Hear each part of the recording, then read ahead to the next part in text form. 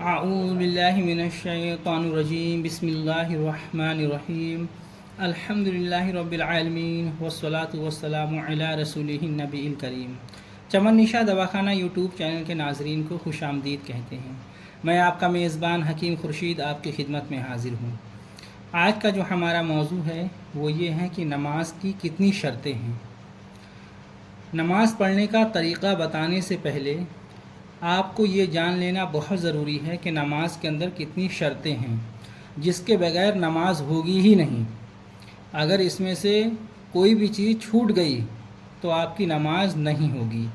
اسی لیے ان باتوں کا جاننا بہت ضروری ہے کہ نماز کے اندر کتنی شرطیں ہیں۔ یہ نماز شروع کرنے سے پہلے ہیں۔ نماز کی جو شرطیں ہیں وہ 6 ہیں جن کے بغیر نماز سرے سے ہوتی ہی نہیں ہے۔ نمبر 1 ہے طہارت، پاکی، یعنی کہ نمازی کے بدن اور کپڑا پاک ہونا چاہیے اور جس جگہ نماز پڑھی جا رہی ہے وہ جگہ بھی پاک ہو۔ اور نمبر 2 ستر عورت۔ ستر عورت کیا چیز ہے؟ یعنی کہ مرد کو ناف سے گھٹنے تک اپنا جسم چھپانا جو ہے یہ ضروری ہے، یہ شرط ہے۔ کم سے کم اتنا کپڑا ہونا چاہیے کہ ناف سے لے کر گھٹنا تک جو ہے وہ ڈھک جائے آپ کا۔ اگر باقی پورا بدن پر کوئی کپڑا نہیں بھی ہے تو بھی آپ کی نماز ہو جائے گی۔ نماز کے لیے ستر عورت کا چھپانا ضروری ہے، یہ شرط ہے نماز کی۔ عورت کو سوائے چہرہ، ہتھیلی اور قدم کے پورا بدن چھپانا ضروری ہے۔ عورت اگر اتنا باریک دوپٹہ اوڑھ کر نماز پڑھے کہ جس سے بال کی سیاہی چمکے تو نماز نہیں ہوگی، جب تک کہ اس پہ کوئی ایسی چیز نہ اوڑھے کہ جس سے بال کا رنگ چھپ جائے۔ عورت کو جو ہے پورا بدن چھپانا ضروری ہے، یہ شرط ہے نماز کی جو، اور مرد کے لیے گھٹنے تک ناف سے لے کے چھپانا ضروری ہے۔ اور تیسری شرط جو ہے وہ ہے استقبال قبلہ، یعنی نماز میں قبلہ کی طرف منہ کرنا، یعنی کہ کعبہ شریف کی طرف منہ کر کے نماز پڑھنا۔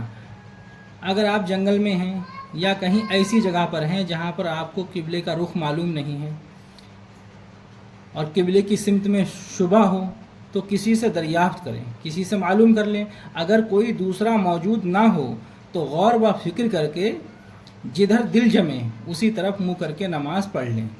پھر اگر بعد نماز یہ معلوم ہو کہ قبلہ دوسری سمت تھا تو کوئی حرج نہیں، نماز ہو گئی۔ یعنی کہ آپ نے نماز پڑھ لی جدھر آپ کا دل جما اور بعد میں آپ کو پتہ لگا کہ یار قبلہ تو ادھر نہیں تھا، کعبہ شریف تو دوسرے سمت ہے، تو کوئی بات نہیں، نماز آپ کی ہو گئی۔ اچھا، چوتھی شرط جو ہے وہ ہے وقت، لہٰذا وقت سے پہلے نماز پڑھی تو نماز نہیں ہوگی۔ یعنی کہ آپ ظہر کی نماز پڑھ رہے ہیں اور ابھی ظہر کا وقت شروع نہیں ہوا اور آپ نے نماز اس سے پہلے پڑھ لی تو آپ کی نماز نہیں ہوگی۔ اچھا، بعض لوگ اس کے اندر جو ہے نا وہ غلط فہمی میں مبتلا ہو جاتے ہیں، زیادہ تر عورتیں۔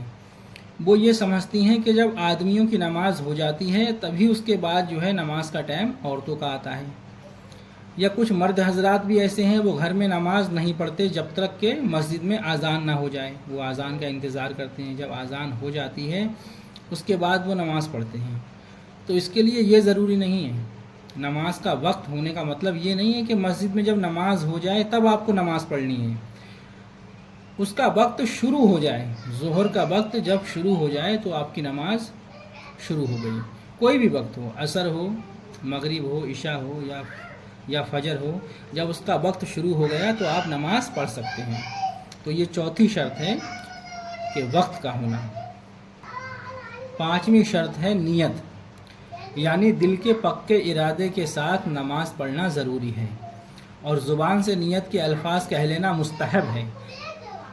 یہ ضروری نہیں ہے کہ آپ عربی میں پڑھیں، آپ اردو میں کہہ لیں کہ نیت کی میں نے 2 رکعت نماز فجر کی سنت رسول پاک کی واسطے اللہ تعالیٰ کے منہ میرا طرف کعبہ شریف کے، اللہ اکبر۔ تو نیت کرنا جو ہے یہ کیا ہے؟ شرط ہے نماز میں۔ اگر آپ نیت نہیں کریں گے تو آپ کی نماز نہیں ہوگی۔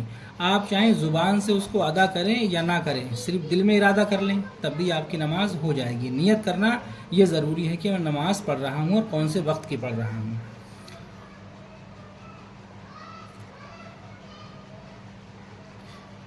اور اگر زبان سے ادا کر لے تو یہ مستحب ہے، بہتر ہے۔ چھٹی شرط ہے تکبیر تحریمہ، یعنی نماز کے شروع میں اللہ اکبر کہنا، یہ شرط ہے۔ جب ہم نماز کے لیے کھڑے ہوتے ہیں تو اللہ اکبر کہہ کر جو ہے ہم نیت باندھتے ہیں، تو یہ چھٹی شرط ہے۔ اب ان شرطوں میں سے اگر کوئی بھی شرط رہ گئی، آپ نے نہیں کیا، تو آپ کی نماز نہیں ہوگی۔ تو ان شرطوں کا سمجھ لینا بہت ضروری ہے نماز سے پہلے، کیونکہ یہ شرط نماز شروع کرنے سے پہلے ہے۔ تو ان شرطوں کے بغیر نماز نہیں ہوگی۔ آج کا ویڈیو ہم یہیں پر اختتام کرتے ہیں۔ اللہ تبارک و تعالیٰ آپ کو بھی ہدایت عطا فرمائے، ہمیں بھی ہدایت عطا فرمائے اور صراط مستقیم کے راستے پر چلائے۔